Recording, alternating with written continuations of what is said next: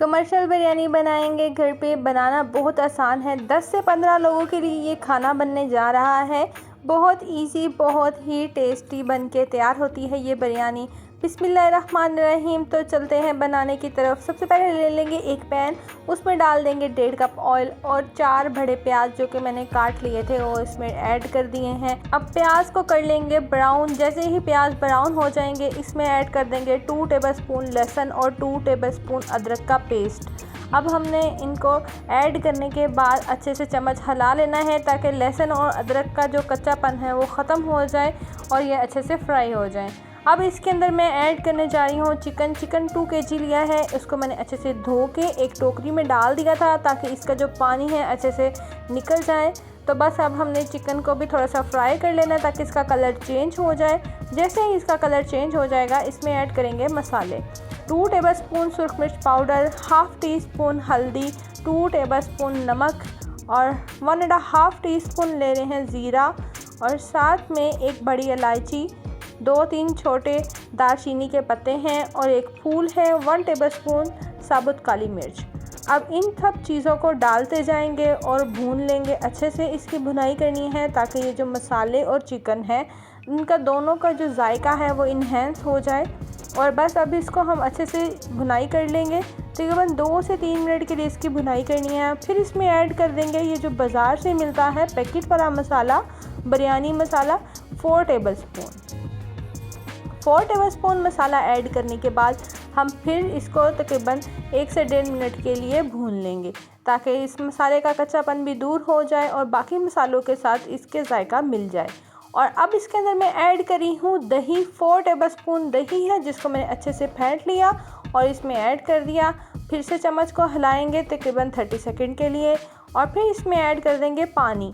1 cup पानी डाल के इसको एक दफ़ा चम्मच हिलाने के बाद ढाँप के रख देंगे ताकि गोश्त गल जाए। जैसे गोश्त गल जाएगा, पानी ख़त्म हो जाएगा, आप देखें कि ऑयल जो है सेपरेट हो जाएगा। ऑयल सेपरेट होने के बाद हमने इसके अंदर ऐड करना है टमाटर मैंने 4 लिए हैं दरमियाने साइज़ के। आप अगर ज़्यादा खट्टी खाना चाहते हैं तो टमाटरों की मिकदार को आप बढ़ा सकते हैं। तो बस अब हमने इसको हल्की आंच पे भूनते रहना है ताकि गोश्त की अच्छे से भुनाई हो जाए और साथ में जो टमाटर हमने डाले और जो प्याज उसकी एक अच्छी सी ग्रेवी रेडी हो जाए। तो यहाँ पर ग्रेवी हो चुकी है रेडी। अब आते हैं दूसरे स्टेप की तरफ। यहाँ पर हमने करने हैं चावल बॉयल। एक पैन लिया, उसमें पानी डाला, नमक डाला, ज़ीरा, खड़ा मसाला, कोई भी आपके पास जो भी खड़े मसाले हैं वो आप इसमें ऐड कर सकते हैं, काली मिर्च, दालचीनी, जो भी आपके पास अवेलेबल है और साथ में हरी मिर्चें भी मैंने डाल दी। बासमती चावलों का इस्तेमाल करी हूँ। चावलों को मैंने आधा घंटा पहले भिगो के रख लिया था। अब इसमें ऐड कर देंगे और हमने इसको हाफ़ कुक करना है। यहाँ पर आप देख सकते हैं कि चावल जो हैं वो आधे गल चुके हैं। अब हमने इनको छान लिया, पानी इसका निकाल के साइड पे रख लिया है। अब एक पैन लेंगे, उसमें मसाला डालेंगे जो हमने पहले तैयार करके रखा हुआ था और नीचे थोड़ा सा मसाला डालने के बाद इसके ऊपर डाल देंगे चावल। आधे चावल डाल दिए हैं। अब इसके ऊपर हमने बाकी जो मसाला बच गया है वो भी ऐड कर देना है और फिर इसके ऊपर जो मसाले के बाद हमने जो हमारे पास चावल बच रहे थे वो भी इसके ऊपर डाल देंगे।